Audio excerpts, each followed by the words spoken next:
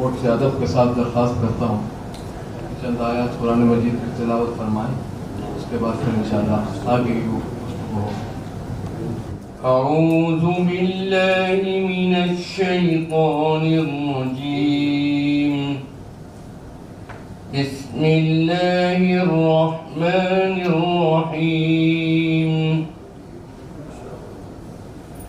ان الذین آمنوا وعملوا الصالحات سيجعل لهم الرحمن ودا فإنما يسرناه بلسانك لتبشر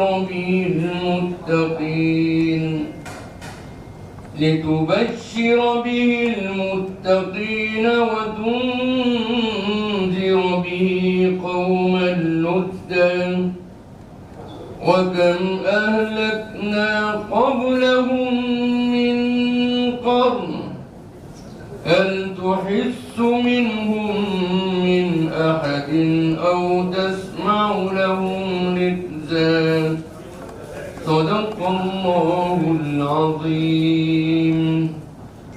آل انڈیا مسلم پرسنل لا بورڈ کی طرف سے بہت بہت شکریہ، آپ نے وقت نکالا بمبئی کی مصروف زندگی میں، خاص طور پر ویکینڈ کے موقع پر آپ تشریف لائے، ایک مرتبہ پھر آپ کا شکریہ۔ آج کی جو مجلس ہے، جیسا کہ آپ دعوت نامے میں انویٹیشنز میں آپ کو بتایا گیا تھا، یہ جو نیا وقف قانون گورنمنٹ نے پاس کیا ہے، اس سلسلے میں ہم لوگ یہاں بیٹھے ہیں۔ یہ وقف قانون ہے، آپ سب لوگ جانکار ہیں، قانون کے بھی جانکار ہیں، جیسا سب جانتے ہیں کہ یہ ہمارے کانسٹیٹیوشن کے خلاف ہے، سمویدھان کے خلاف ہے۔ سمویدھان نے یہاں پر جو حق دیے ہیں سب کو، برابری کا حق دیا ہے، اپنے مذہب پر عمل کرنے کا حق دیا ہے، اپنے انسٹیٹیوشنز قائم کرنے کا حق دیا ہے، اپنے مذہب کی تبلیغ کرنے کا، لوگوں کو بتانے کا حق دیا ہے۔ یہ سمویدھان نے یہ تمام حقوق دیے ہیں یہاں پر رہنے والے سبھی کو، صرف مسلمانوں کو نہیں، سب کو دیے ہیں، جتنے مائنارٹیز ہیں اور جو بھی لوگ ہیں، اور یہ فنڈامنٹل رائٹس ہیں۔ ان فنڈامنٹل رائٹس کو کوئی بدل نہیں سکتا، آپ سب لوگ جانتے ہیں، زیادہ تفصیل کی ضرورت نہیں ہے۔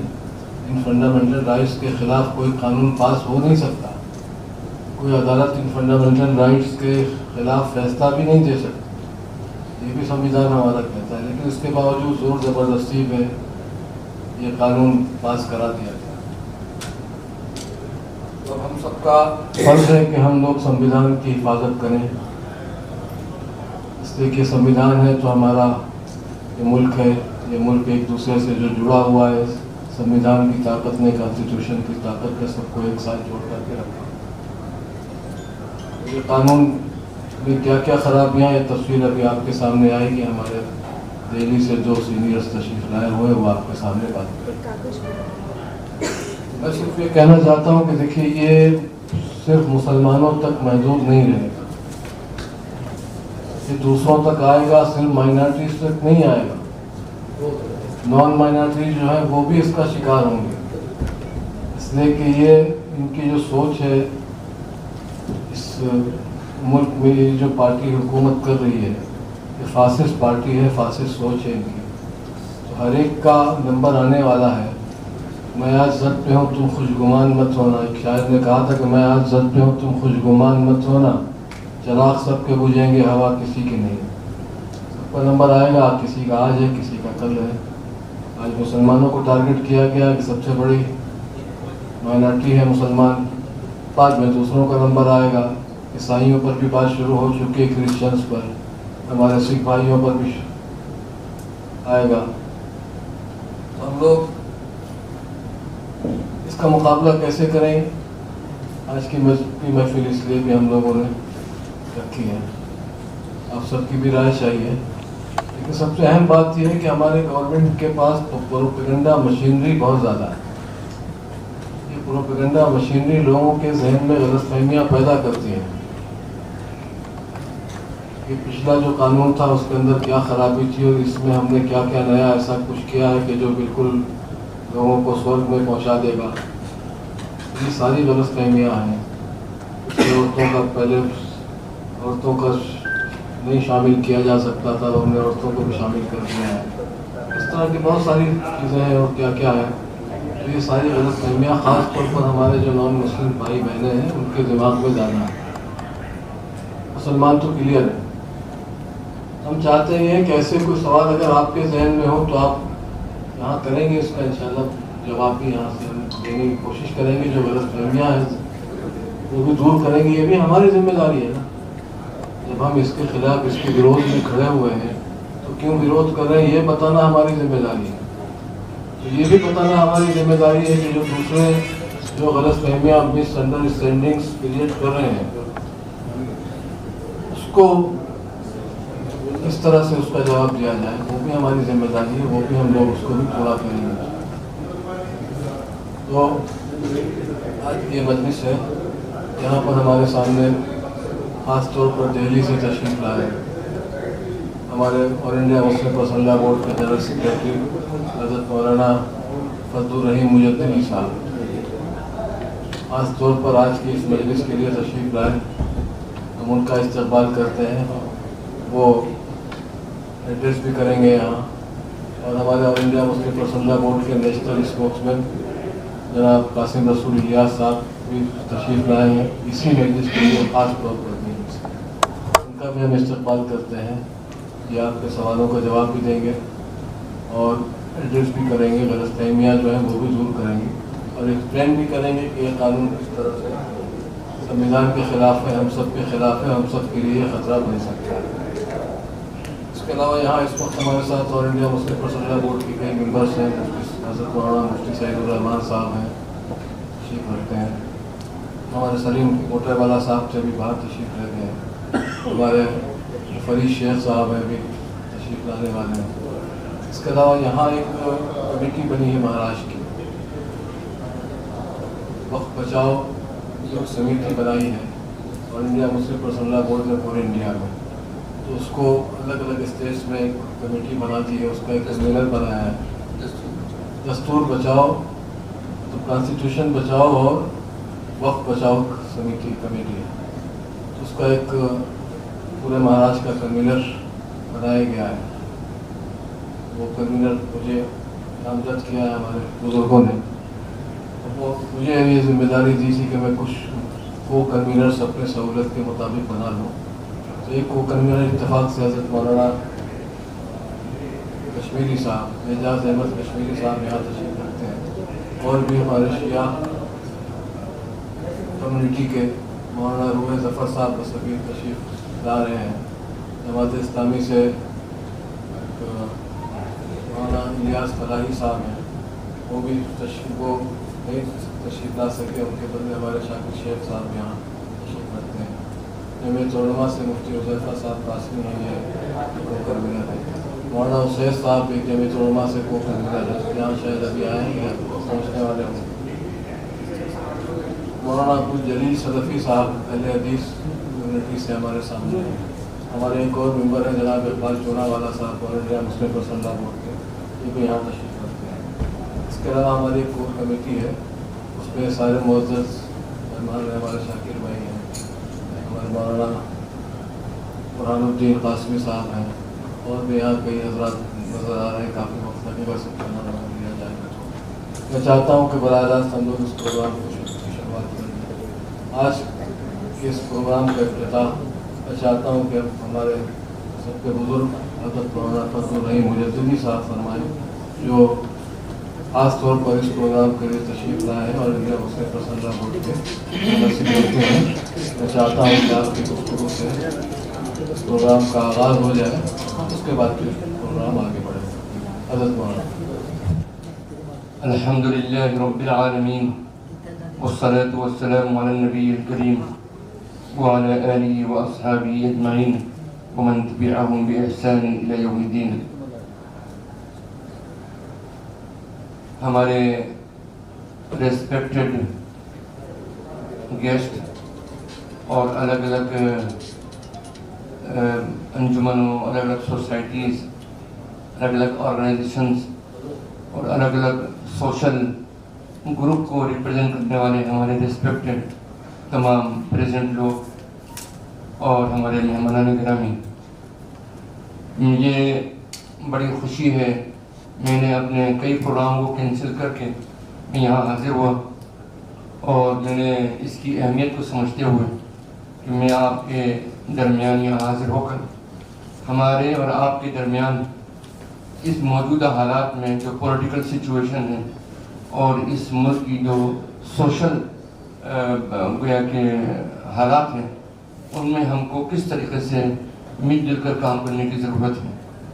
تو میں خود مہمان ہوں، اگرچہ ہمارے میزبان ہمارے مولانا محمود دریابادی صاحب ہیں، لیکن میں آپ کا بھی تہہ دل سے استقبال کرتا ہوں، دل کی گہرائیوں سے استقبال کرتا ہوں، اور اس امید کے ساتھ میں کرتا ہوں آپ کا استقبال کہ ہم اس طرح کی چھوٹی چھوٹی نشستیں اور چھوٹی چھوٹی میٹنگس ہم بار بار کرتے رہیں گے، اور اس انٹریکشن کا فائدہ نہ صرف آپ کو ہم کو ہوگا بلکہ پورے دیش کو، پورے ملک کو بھی ہوگا۔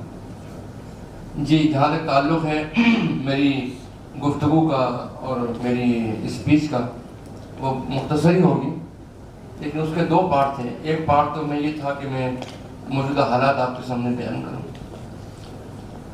حالات آپ کے سامنے بھی ہیں، لیکن میں اپنی دل کی بات کہہ دوں گا تو میرے دل کو بھی تسلی ہو جائے گی کہ میں نے اپنی زبان سے اس ملک کے حالات کو بیان کیا۔ ایسا نہیں کہ آپ ان سے واقف نہیں ہیں، لیکن ہماری بات کی کنٹینیویشن پیدا کرنے کے لیے ضروری ہے کہ میں اس وقت موجودہ حالات پر تھوڑا بہت روشنی ڈالوں۔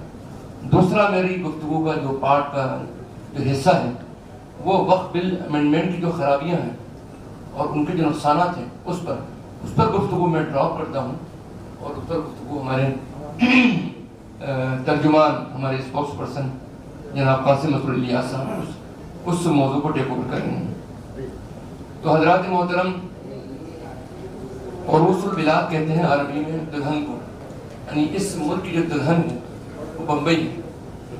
تو عروس البلاد بمبئی جو ہندوستان کی اقتصادی راجدھانی ہے، یعنی فائنینشل کیپٹل ہے، یہ شہر ایک تاریخی شہر ہے۔ اس تاریخی شہر نے ہر دور میں ظلم اور ناانصافی کے خلاف آواز کو، صدائے احتجاج کو ہمیشہ بلند کیا ہے، اور جب بھی یہاں سے کوئی آواز اٹھی ہے اس نے ملک میں اپنا اثر دکھایا ہے۔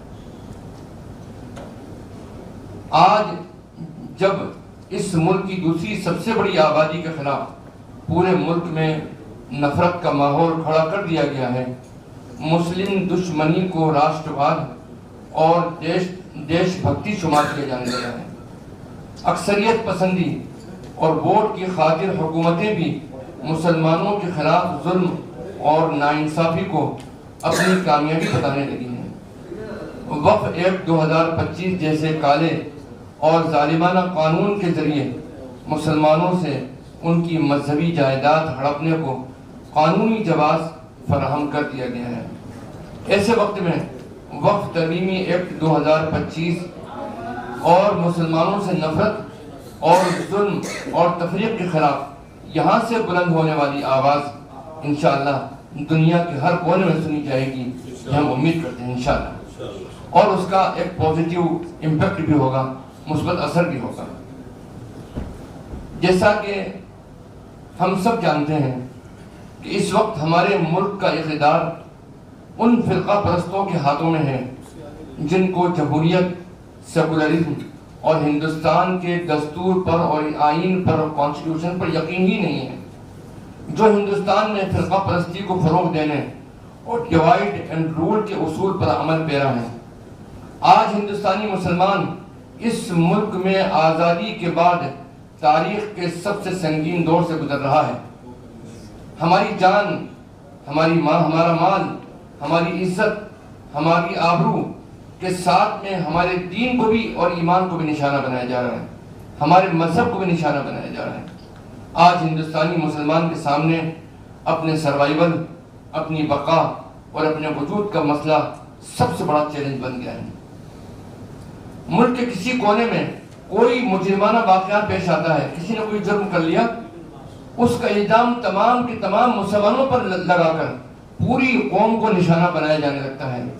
پہلگام میں جو دہشت گردانہ اور بزدلانہ واقعہ پیش آیا، اس کی مذمت کشمیر سے لے کر کنیا کماری تک تمام مسلمانوں نے کی، کشمیر کے مسلمانوں نے کی۔ کشمیر کی مسجدوں سے اس کے خلاف آواز بلند ہوئی، ٹھیک ہے، کشمیر سے لے کر کنیا کماری تک تمام مسلمانوں نے اس کی مذمت کی اور اس کو اپوز کیا۔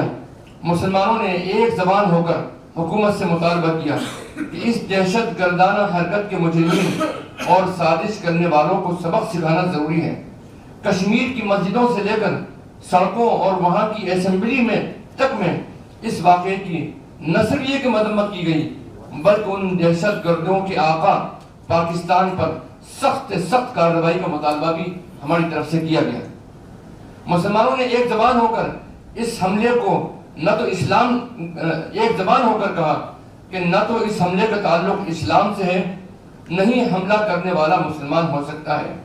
یہ ایک ناپاک ملک کی ہمارے ملک کے خلاف ایک کارروائی ہے۔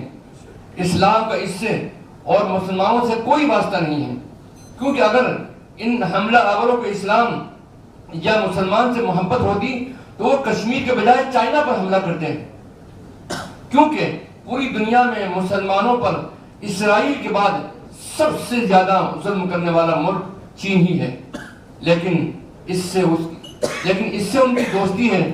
پاکستان سے کیے جانے والے دہشت گردانہ حملے کو کسی بھی طرح اسلام اور مسلمانوں سے نہیں جوڑا جا سکتا ہے۔ لیکن اس حملے کے بعد پورے ملک میں کیا ہوا وہ ہم نے دیکھا اپنی آنکھوں سے۔ مسلمانوں کو اس حملے کا ذمہ دار ٹھہرایا جانے لگا، مسلمانوں کا فائنینشل بائیکاٹ ہونے لگا، اقتصادی بائیکاٹ کیا جانے لگا۔ کشمیری مسلمان اسٹوڈنٹ جو کو پریشان پورے ملک میں، پوری ملک کی یونیورسٹی میں کیا جانے لگا، اور اس نفرت میں صرف اندھ بھکت اور ان پڑھ ہی شامل نہیں تھے، بلکہ پڑھا لکھا طبقہ بھی اس مسلم دشمنی اور نفرت میں برابر کا شریک رہا۔ نجیب جنگ جو ریٹائرڈ آئی ایس ہیں اور دلی کے ایل جی رہ چکے ہیں، انہوں نے بیان دیا کہ مسلم مخالف نفرتی بیان کی وجہ سے وہ آئی ایس کے بعد واٹس ایپ گروپ سے باہر نکل گئے۔ مطلب اتنا نفرت پھیلائی جا رہی ہے۔ ہمیں سوچنا ہوگا کہ ہم اپنے ملک کو کہاں لے جاتے ہیں، اور مسلمانوں کی دکان، مکان اور حکومتوں پر بلڈوزر چلانے کو اپنی کامیابی اور اس کو سکسیس قرار دیا جا رہا ہے۔ ہم جرم کی حمایت نہیں کرتے، لیکن ہمارا مطالبہ ہے کہ قانون کی نظر میں ہر شہری برابر ہے، خواہ وہ ہندو ہو، مسلمان ہو، سکھ ہو، عیسائی ہو، اونچا ہو یا نیچا ہو، یعنی اونچی برادری کا ہو یا نچلی برادری کا ہو، کسی بھی سماج، کسی بھی طبقے، کسی بھی علاقے سے تعلق رکھتا ہو، ہندوستان کا کانسٹیٹیوشن سب کو برابری کا درجہ دیتا ہے۔ سب پر ہر ایک جیسی کارروائی ہونی چاہیے۔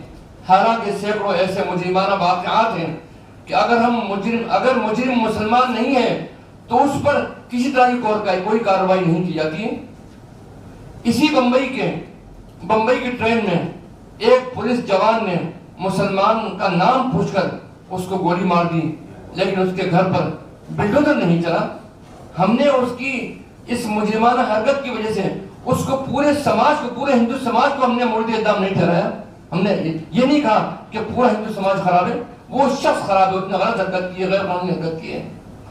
ایک ہائی کورٹ کا جج اعلانیہ الگ اعلان مسلمانوں کے خلاف بیان بازی کرتا ہے اور اس پر کوئی کارروائی نہیں ہوتی۔ ہم کو سوچنا ہوگا، اس ملک میں ہم سب کو مل کر سوچنا ہوگا کہ کیا ہم نے ایسے ہی ملک کا خواب دیکھا تھا؟ کیا ہمارے آباء و اجداد نے اسی طرح کی آزادی کے لیے اپنی جانیں گنوائی تھیں؟ جب اس ملک پر انگریزوں کا ناپاک سایہ پڑا تو انگریزوں کے خلاف سب سے پہلے آزادی کا نعرہ دینے والا اور انگریزوں کے خلاف سب سے پہلے شہید ہونے والا ٹیپو سلطان ایک مسلمان تھے۔ 1857 کی جنگ آزادی میں ہندو مسلم نے مل کر جس لیڈر کی قیادت میں لڑائی لڑی تھی وہ بہادر شاہ ظفر مسلمان تھے۔ تحریک ریشمی رومال کے قائد مولانا عبید اللہ سندھی اور شیخ الہند مسلمان تھے۔ مسلمانوں نے اس ملک کی آزادی میں سب سے زیادہ قربانیاں پیش کی ہیں۔ انگریزوں کی سازش اور کچھ لیڈران کے مفادات کی وجہ سے جب اس ملک کا بٹوارا ہوا تو زیادہ تر مسلمان اس تقسیم کے خلاف تھے، اس پارٹیشن کے خلاف تھے، ہم لوگ خلاف تھے۔ انہوں نے پاکستان جانے کے بجائے ہندوستان میں رہنے کا فیصلہ کیا اس ملک میں، اسی ملک کو اپنا ملک سمجھا، اسی ملک سے پیار کو جتایا اور کہا کہ ہم اس ملک میں زندہ ہوئے، اسی ملک میں مریں گے، اسی ملک میں جئیں گے۔ آزادی کے بعد اس ملک کو سجانے سنوارنے اور اس ملک کی سیکورٹی فراہم کرنے، اس ملک کی حفاظت میں مسلمان برابر کی شریک رہے، چاہے وہ 65 کی جنگ ہو، چاہے وہ 71 کی جنگ ہو، چاہے وہ کون سی جنگ کی پہاڑ کی کارگل کی جنگ ہو، کوئی بھی جنگ ہوا اس میں مسلمانوں کا کنٹریبیوشن برابر کر رہا ہے ساتھ میں۔ اب ایسی صورت کے اندر جب ہمارے خلاف فسادات کی حکومت پشت پناہی کی جاتی ہے، حکومتی پشت پناہی کی جاتی ہے، تو ہمیں درد ہوتا ہے۔ جب کٹھوعہ میں ایک چھوٹی بچی کے ساتھ ریپ کرنے والے کی حمایت میں ریلی نکلتی ہے تو ہمیں درد ہوتا ہے۔ جب بلقیس بانو کے مجرمین کا اعزاز کیا جاتا ہے، اس کو ہاتھ پہنائے جاتے ہیں تو ہمیں درد ہوتا ہے۔ جب ہمارے گھروں پر بلڈوزر چلایا جاتا ہے تو ہمیں درد ہوتا ہے۔ جب ایک وقف ایک جیسا قانون کو پاس کر کے ہماری مسجدوں، مدرسوں اور قبرستانوں کو ہڑپنے کی سازش کو قانونی جواز فراہم کیا جاتا ہے تو ہمیں درد ہوتا ہے۔ جب ہمارے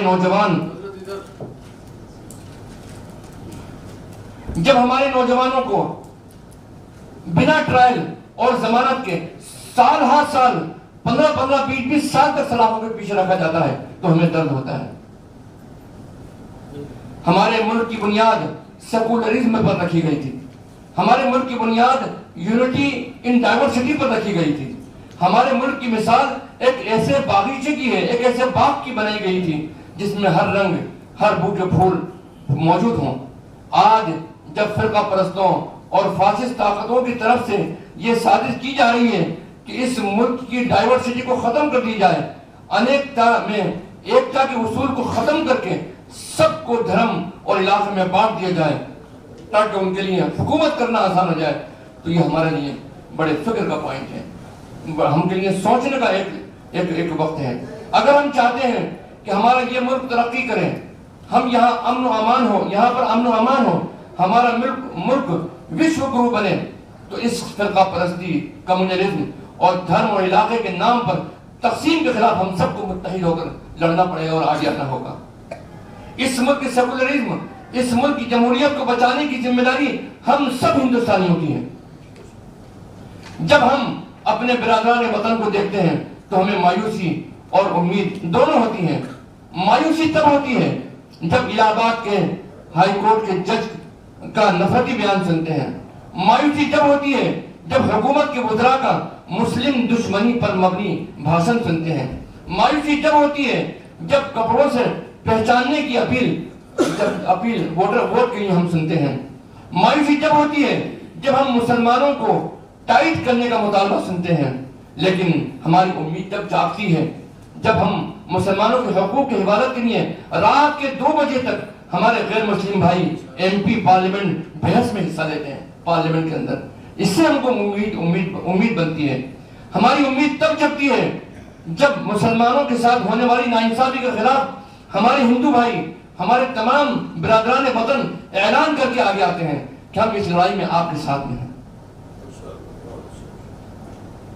ہماری امید تب جگتی ہے جب ہمارے ہندو بھائی پہلگام حملے پر مسلمانوں کے بجائے حکومت سے سوال کرتے ہیں، گورنمنٹ سے سوال کرتے ہیں اور مسلمانوں کے بجائے پاکستان کو نشانہ بناتے ہیں۔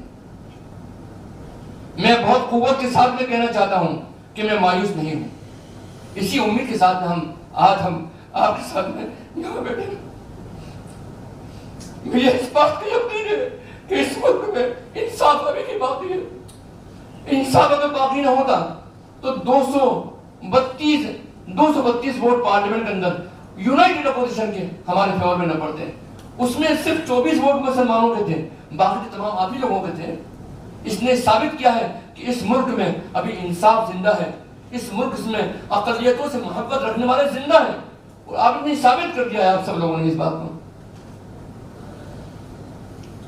اور ابھی مسلمانوں پر جو سب سے بڑا ظلم وقف ایکٹ کو 2025 کو پاس کر کے کیا گیا ہے، جس کے خلاف مسلم قوم سراپا احتجاج بنی ہوئی ہے، اور ہم نے یہ طے کر لیا ہے آل انڈیا مسلم پرسنل بورڈ نے، اور آپ کا بھی ہمیں بھرپور تعاون چاہیے کہ یہ قانون ایک کالا قانون ہے، اس کے خلاف ہم پیسفل احتجاج کریں گے، یہ ہمارا ڈیموکریٹک رائٹ ہے۔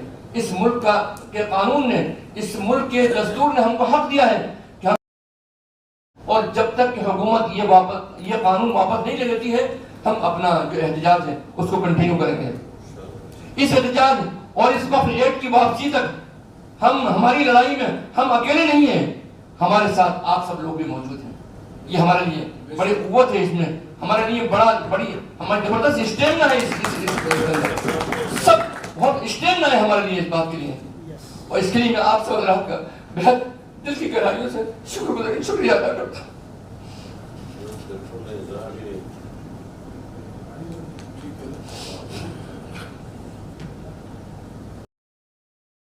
اڑتالیس کے قریب ترمیمات کی گئی ہیں، یہ ایک پورا کا پورا ظلم اور ناانصافی پر مبنی ہے۔ یہ قانون پوری طرح غیر آئینی اور ان کانسٹیٹیوشنل ہے۔ یہ ایک آئین ہند کے آرٹیکل 14، آرٹیکل 15، آرٹیکل 21، 25، 26، 29 اور آرٹیکل 30 کے خلاف ہے۔ اس لیے ہمیں اس ایکٹ کی ایک بھی ترمیم ایک بھی امینڈمنٹ ہم کو قبول نہیں ہے، ہم اس کو ایکسپٹ نہیں کرتے ہیں۔ سپریم کورٹ نے اس ایکٹ کی چند دفعات پر اسٹے دیا ہے، یعنی انٹرم ریلیف دیا ہے، عبوری راحت تو دی ہے جس کا ہم استقبال کرتے ہیں، مگر یہ عبوری راحت، انٹرم ریلیف یا چند دفعات پر پابندی لگا دینا یہ ہمارے لیے کافی نہیں ہے، ہم اس کو کافی نہیں سمجھتے ہیں۔ یہ مکمل قانون ہی ہمارے مذہبی اور دستوری اور حق پر شب خون مارنے والا ہے، لہذا اس قانون کی ہم مکمل واپسی تک اپنی تحریک جاری رکھیں گے، اور اس میں ہمیں آپ کا بھرپور تعاون چاہیے ہوگا انشاءاللہ۔ جیسا کہ ہم لوگ ملتے رہے، ہم نے ایک کامن ایجنڈا تیار کیا ہے، ہم آپ کا ساتھ دیں گے اور آپ ہمارا ساتھ دیں گے۔ دیں گے بھائی سب لوگ انشاءاللہ۔ شکریہ۔ بس میں ختم کرتا ہوں اپنی بات کو۔ لہذا اس قانون کی مکمل واپسی تک ہماری یہ تحریک جاری رہے گی۔ ہم مسلمانوں اور تمام انصاف پسند آپ جیسے تمام انصاف پسند شہریوں سے یہ بات کہنا چاہتے ہیں کہ یہ مسئلہ جہاں مسلمانوں کے مذہبی حقوق کا ہے، وہیں یہ معاملہ آئین ہند اور کانسٹیٹیوشن کی سیکورٹی کا، کانسٹیٹیوشن کے سروائیول کا، کانسٹیٹیوشن کی بالادستی کا بھی ہے۔ اگر تمام لوگ اس قانون کے خلاف متحد نہیں ہوئے تو یہ ظلم صرف مسلمانوں تک محدود نہیں رہے گا، یہ لمٹ نہیں رہے گا، کیونکہ بے لگام طاقتیں کبھی سیراب نہیں ہوا کرتی، ان کی پیاس بجھتی نہیں ہے، وہ ایک ایک کر کے ہر ایک کو نشانہ بنائیں گے۔ اور آپ نے دیکھ بھی لیا کہ کئی کمیونٹیز کو نشانہ بنانا شروع کر دیا ہے۔ بہار کے گیا میں بدھ وہار میں پر قبضہ ہوا، اس بمبئی میں جین مندر کی مسماری ہوئی، اس کو بلڈوزر چلا دیا گیا، یا جنوبی ہند کے چرچ پر دعویٰ ہو، یہ سب اس کی مثالیں ہیں۔ یہ ظلم صرف مسلمانوں پر رکنے والا نہیں، اس وقت مرکزی حکومت اکثریت پرستی، میجورٹیرزم کے لبادہ اوڑھ کر، اکثریت کا لبادہ اوڑھ کر ہٹلر شاہی پر اتری ہوئی ہے۔ حکومت کو اس تانا شاہی سے روکنا اور دستور کی بالادستی اور اس کے اپر ہینڈ کو قائم کرنا، اس کو یقینی بنانا، اس کو میک شور کرنا، یہ مسلمانوں سمیت ہم سب ہندوستان کے شہریوں کی ذمہ داری ہے۔ ہمیں یقین ہے کہ ہم ہندو مسلم تمام سوسائٹی کے لوگ مل کر اس جدوجہد جاری رکھیں گے اور انشاءاللہ ہم جیتیں گے۔ وآخر دعوانا الحمدللہ رب العالمین۔ میں بہت شکر گزار آپ حضرات کے درمیان آ کر اپنی بات، اپنے جذبات کو اظہار کرنے کا، اور میں سمجھتا ہوں کہ انشاءاللہ ہم اس سلسلے کو جاری رکھیں گے، اور اسی کے ساتھ ساتھ میں آپ کے شکریہ کے ساتھ ساتھ میں درخواست کروں گا ہمارے مولانا محمود علی آبادی صاحب سے، وہ اس کو جاری رکھیں ڈسکشن۔ 239 ایم پیز نے اس بل کے خلاف ووٹ دیا تھا، اس میں صرف 24 مسلمان تھے، باقی ہمارے غیر مسلم بھائی تھے۔ انہی میں سے ایک غیر مسلم بھائی یہاں موجود ہیں، ہمارے علاقے کے لوکل ایم ایل اے ہیں جناب جان سوتکر صاحب، شیوسینا یو پی ٹی کے ممبر ہیں، ہم ان کا یہاں استقبال بھی کرتے ہیں۔ اور چونکہ وقت بہت کم ہے میں چاہوں گا کہ صرف 1 سے 2 منٹ میں وہ اپنی بات کہہ دیں. بہت اہم ڈسکشن ہونا ہے, زیادہ وقت نہیں ہے, اس لیے بہت हमारे मनोज जामसुदकर भाईकला असेंबली से शिवसेना उद्धव बालासाहब ठाकरे पार्टी का यहाँ पे मैं एमएलए करके हूँ और भाईकला के तमाम अवाम ने, सभी जाति धर्म के लोगों ने मुझे भाईकला में आमदार बना के एक बार मौका दिया लोगों की खिदमत करने के लिए. पिछले 10 साल से पहले 5 साल मैं कॉर्पोरेटर रहा नागपुरा मझगांव इलाके का, फिर 5 साल मेरी वाइफ अभी कॉर्पोरेटर है, और अभी आप सभी लोगों के माध्यम से एज एमएलए करके मैं यहाँ पे काम कर रहा हूँ. और ये मुझे सब हजरत की बातें सुनने के बाद उनके सब टकराव की बातों से मैं सहमत हूँ. जिस तरीके से पार्लियामेंट हाउस के अंदर भी वक्फ बिल के बारे में उसका विरोध करने के लिए 239 हमारे एमपी ने ये सब बातें सुनने के बाद इस बोर्ड के खिलाफ जो बिल लाया गया उसके ऊपर उन्होंने विरोध दर्शाया. और आपने को ने देखा कि सभी जाति धर्म के लोगों के एमपी ने इसमें सहयोग किया कि जो सत्ताधारी पार्टी का जो सोच है वो किस तरीके से जा रहा है. और न केवल कि हजरत मुस्लिम भाइयों के बारे में ये सब हो रहा है, हिंदुओं के बारे में भी हो रहा है. अब हिंदुओं को भी देखोगे तो किसी को मराठा के अंदर बांटा गया, किसी को ओबीसी के अंदर बांटा गया, किसी को धनगर समाज के अंदर. इनका ये काम करने का तरीका है कि उनकी जो इरादे वो सही तरह मायने में चलने के लिए वो हम लोगों को जाति जाति के झगड़े में उलझा के रखते हैं, और उनका जो असली मकसद है वो पूरा करने का पूरा काम करते हैं. लेकिन जिस तरीके से हम हमेशा पिछले फंक्शन में भी कहा था कि हम लोगों को आवाम चुन के देती है, किसी को एमपी करके देती है, किसी को एमएलए करके या किसी को कॉर्पोरेटर करके. तो उनका एक मकसद होता है कि हमारे जो मूलभूत सुविधा है उसमें अच्छे से सुधार लाना चाहिए हमारे आवाम के लिए. फिर वो चाहे कोई किसी भी धर्म का हो, उसके लिए कानून, उसको एक न्याय देने के लिए, न्याय व्यवस्था बनाने के लिए, कानून बनाने के लिए हम जैसे एमएलए को असेंबली में वहाँ पे भेजा जाता है. लेकिन कभी कभी असेंबली के अंदर भी, विधानसभा के अंदर भी कुछ लोग जिनका मकसद अलग होता है, वो आवाम को राहत देने का जो है चीजें या जो कानून बनाना चाहिए उसके ऊपर बातें न करते हुए वो लोग जाति धर्म के ऊपर बात करते हैं. और फिर हमें लगता है कि आवाम इनको चुन के जो भेजती है विधानसभा के अंदर या विधान परिषद के अंदर, वो सचमुच लोगों को तकलीफ देने के लिए भेजती है कि लोगों को राहत देने के लिए भेजती है.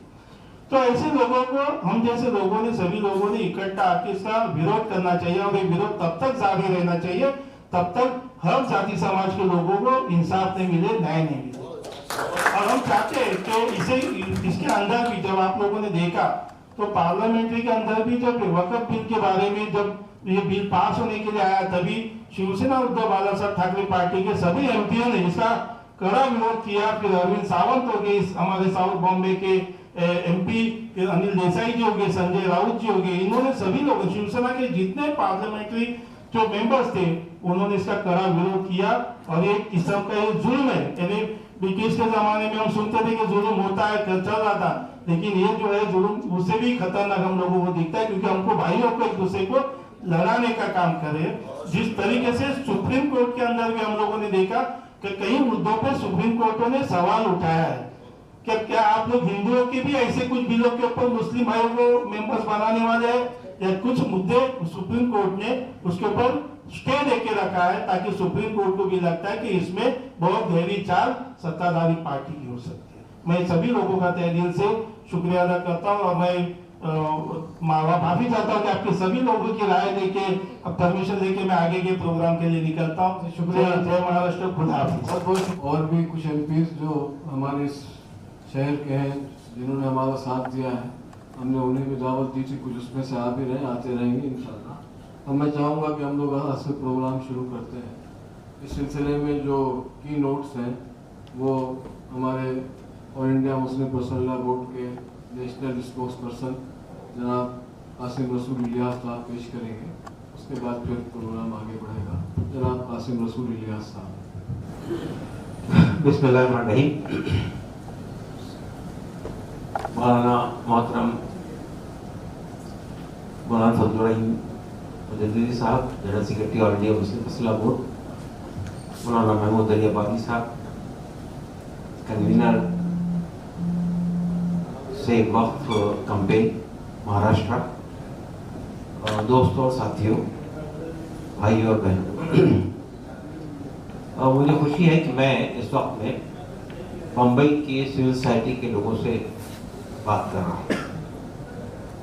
ہمارے سماج میں ایک تو پولیٹیشنز ہوتے ہیں جو ان کو ہم ہی نیوکت کر کے بھیجتے ہیں اور وہ پارلیمنٹ میں فیصلے کرتے ہیں, پالیسی بناتے ہیں, قانون بناتے ہیں. لیکن سماج کا جو کریم ہوتا ہے, جو پالیسی انٹروینشن کرتا ہے, جو فیصلے بنانے میں, پبلک انٹرسٹ میں فیصلے بنانے میں حکومت کی سہایتا کرتا ہے, وہ ہمارے دیش کی سول سوسائٹی ہوتی ہے. اور سول سوسائٹی ہی ہمارا بیسک اسیٹ ہے. میں اس پہ تفصیل سے نہیں جاؤں گا, آپ سب لوگ اس سے واقف ہیں سول سوسائٹی کا رول کیا ہے.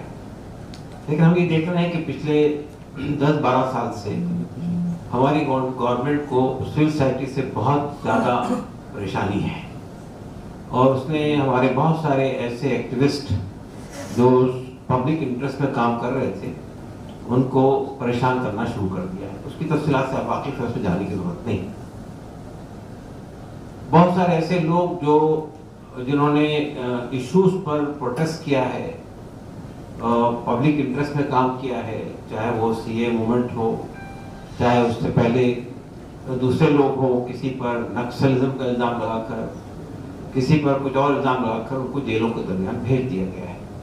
اور ہم دیکھ رہے ہیں کہ پچھلے کئی سالوں سے 5-5 سال 10-10 سال سے لوگ جیل کے اندر بند پڑے ہوئے ہیں. ان پر جو چارجز ہیں, کبھی کسی پہ یو اے پی لگا دیا جاتا ہے, کسی پہ اور زیادہ ڈریکونین چارجز لگائے جاتے ہیں. لیکن basically if you go into the details, charge sheet پہ اگر آپ جائیں گے تو آپ کو لگے گا پوری فیبریکیٹڈ چارج شیٹس ہیں.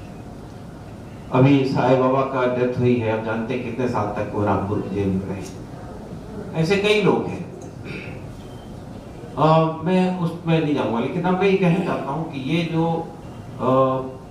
پارلیمنٹ میں وقف کے اوپر جو قانون لایا گیا, جو امینڈمنٹس کیے گئے 48, اس کے بارے میں گورنمنٹ نے شروعات یہاں سے کی تھی کہ ہم ٹرانسپیرنسی لانا چاہتے ہیں وقف قانون میں, کرپشن کو ختم کرنا چاہتے ہیں, غریبوں کو فائدہ پہنچانا چاہتے ہیں, اور مہیلاؤں کا ریپرزنٹیشن چاہتے ہیں.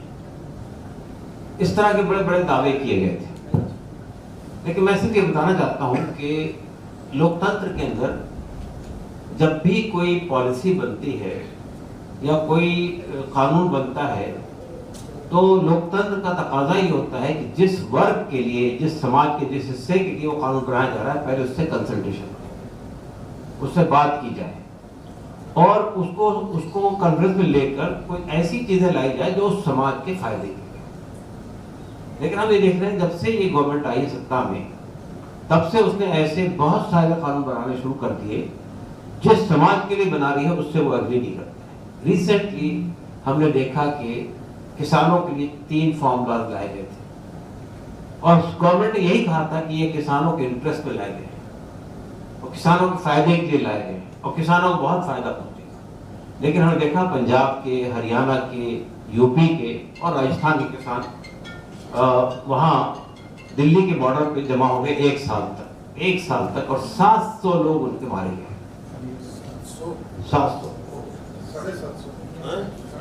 750 لوگ فگر تو یہ ہو رہی ہے. 750 لوگ مر گئے.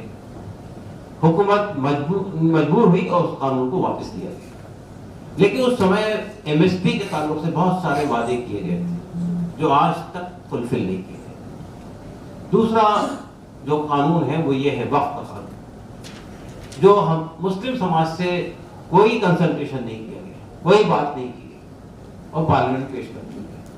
میں آپ کو بتانا چاہتا ہوں کہ جو 95 کا ایکٹ تھا, 1995 کا وقف قانون, اس میں آخری بار امینڈمنٹ ہوئے تھے منموہن جی کی سرکار میں 2013 میں 2013. اس موقع پر بہت ساری راؤنڈ ٹیبل میٹنگز ہوئی تھی मुसलमानों के साथ कंसल्टेशन हुआ था, बुद्धिजीवियों के साथ कंसल्टेशन हुआ था, सिविल सोसाइटी के साथ कंसल्टेशन हुआ था। और कंसल्टेशन के बाद जब सहमति हो गई थी अमेंडमेंट पे और सच्चर कमेटी के रिकमेंडेशन भी थे, उनको सामने रखकर कानून बनाए गए।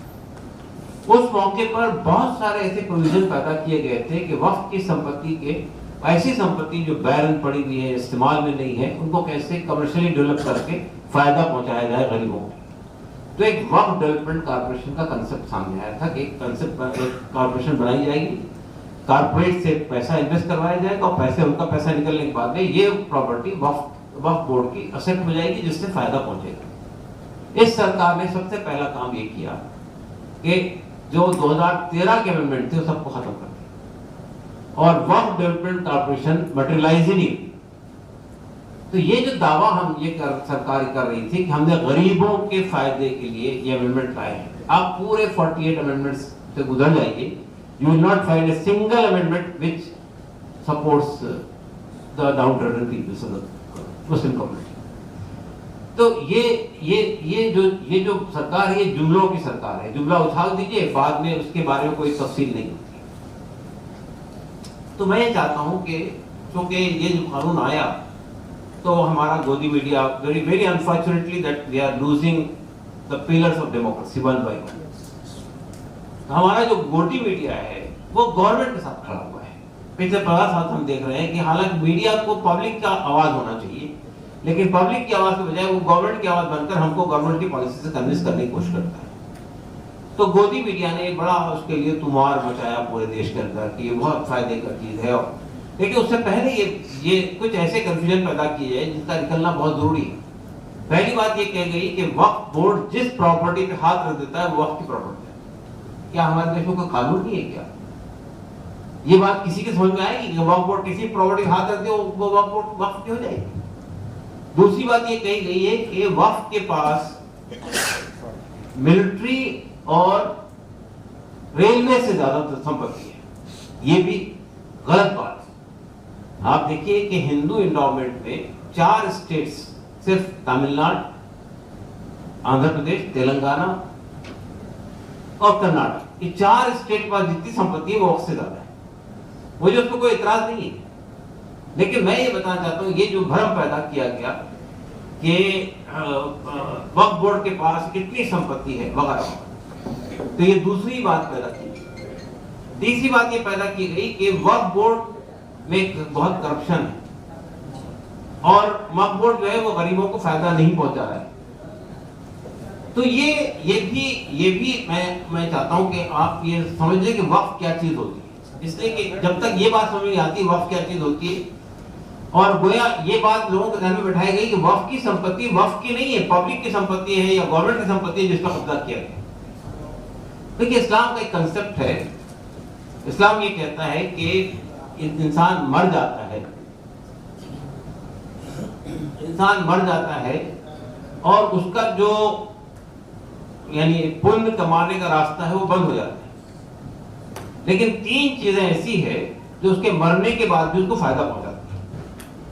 उसमें से एक चीज सदका जारिया है, यानी कोई ऐसा काम पुण्य का उसने किया हो जिसका फायदा लोगों को पहुंच रहा है, जब तक वो फायदा पहुंचता रहेगा उस वक्त तक उसको पुण्य मिलता है। तो इस्लाम के इस कंसेप्ट के तहत में लोग अपनी संपत्ति को, अपनी जाती संपत्ति को वक्फ करने का एक कंसेप्ट प्रॉफिट सल्लल्लाहु अलैहि वसल्लम के ज़माने से शुरू हुआ है, वो चला आ रहा है।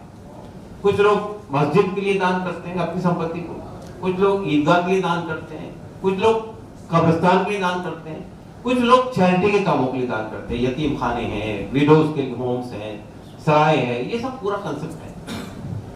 तो इसमें बेसिक चीज ये है कि जो आदमी दान कर रहा है वो उसकी पर्सनल प्रॉपर्टी होनी चाहिए, किसी और की प्रॉपर्टी को दान नहीं कर सकता, गवर्नमेंट की प्रॉपर्टी को हाथ नहीं लगा सकता है।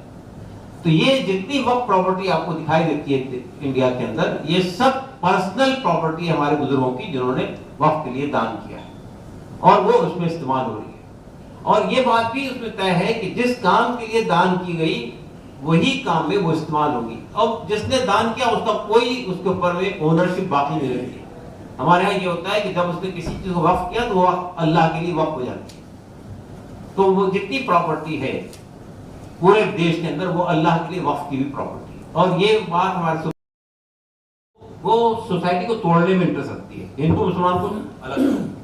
اب مسلمانوں کے اندر بھی وہ یہ کہہ رہی یہ پسماندہ ہے، یہ غیر پسماندہ ہے، یہ عورت ہے، یہ مرد ہے، اس طرح سے بھرم پیدا کر کے یہ بتانے کی کوشش کریں گے کہ آپ کے ساتھ اب تک یہ اپر کاسٹ ہے، یہ لوور کاسٹ ہے، تو یہ کیٹیگری میں ڈیوائڈ کر کے یہ توڑنے کی کوشش کیا ہے۔ لیکن مجھے یہ کہنے میں خوشی ہے اس وقت میں کہ وقت کے خلاف جو ہم لوگوں نے ابھیان چھیڑا ہے پورے دیش میں، دیش ویاپی ابھیان، مسلمانوں نے یہ ثابت کر دیا ہے کہ اس معاملے میں وہ یونائٹڈ ہیں۔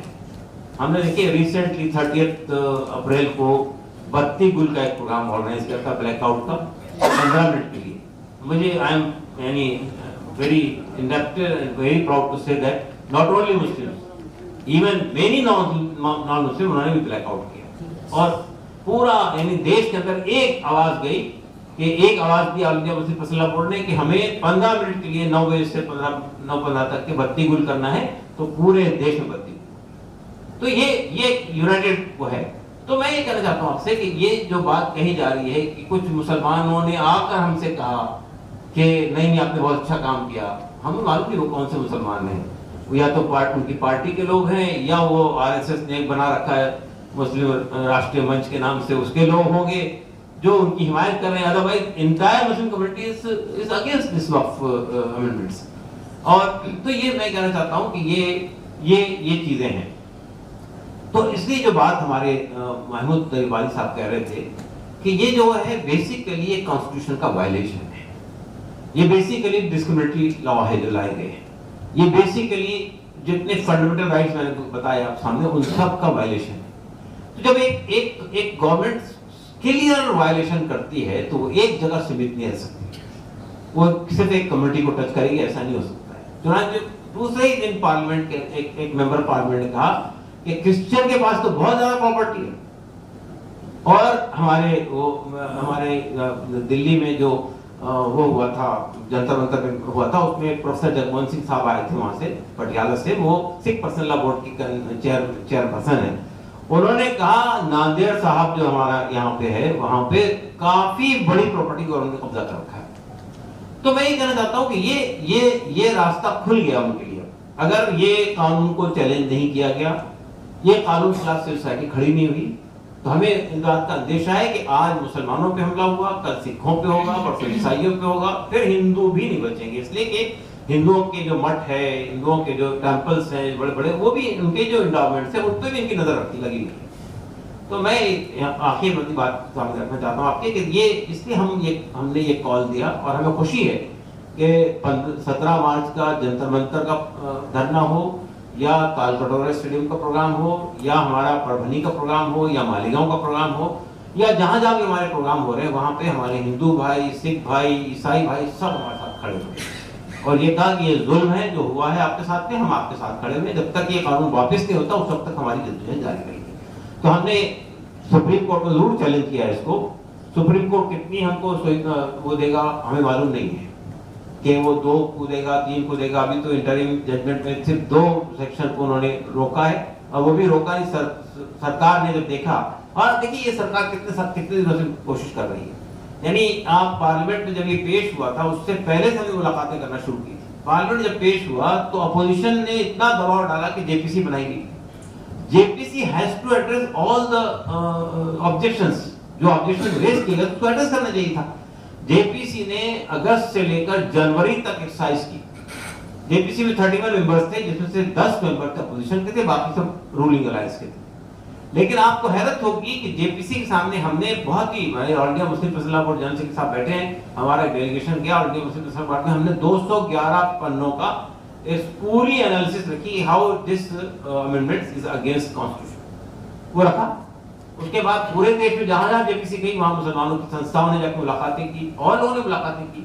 جب JPC نے انوائٹ کیا کہ ہمیں جو عام شہری ہے وہ بھی بھیجیں ای میل کے ذریعے، تو ہماری کوششوں سے، ہماری یعنی فیصلہ لا بورڈ کی مسلم تنظیم کوششوں سے 5 کروڑ ای میل بھیجے گئے۔ ہندوستان کی تاریخ میں JPC کو کبھی اتنے ای میل نہیں گئے، حالانکہ گورنمنٹ کنسیڈر نہیں کری، گورنمنٹ کہتی ہے 85 لاکھ کی آئے ہمارے پاس، لیکن وہ ہمارے پاس تو ریکارڈ موجود ہے، 5 کروڑ ای میل بھیجے گئے۔ لیکن JPC نے نہ تو ہمارے ای میل کو کنسیڈر کیا، ना हमारे रिप्रेजेंटेशन कंसीडर किया, बल्कि जो अपोजिशन के मेंबर्स ने भी पूरे 44 अमेंडमेंट पे अपना वो पेश किया था, उनको भी रिजेक्ट कर। तो मैं ये कहना चाहता हूं कि ये पूरा लोकतंत्र के साथ में मजाक हो रहा है, खिलवाड़ हो रहा है, डेमोक्रेटिक राइट पे को खत्म किया जा रहा है। तो इसी वजह से हम समझते हैं कि ये जो लड़ाई है वो संविधान को बचाने की लड़ाई है, ये लड़ाई जो है वो लोकतंत्र को बचाने की लड़ाई है, ये लड़ाई सेकुलरिज्म को बचाने की लड़ाई है। धन्यवाद, शुक्रिया।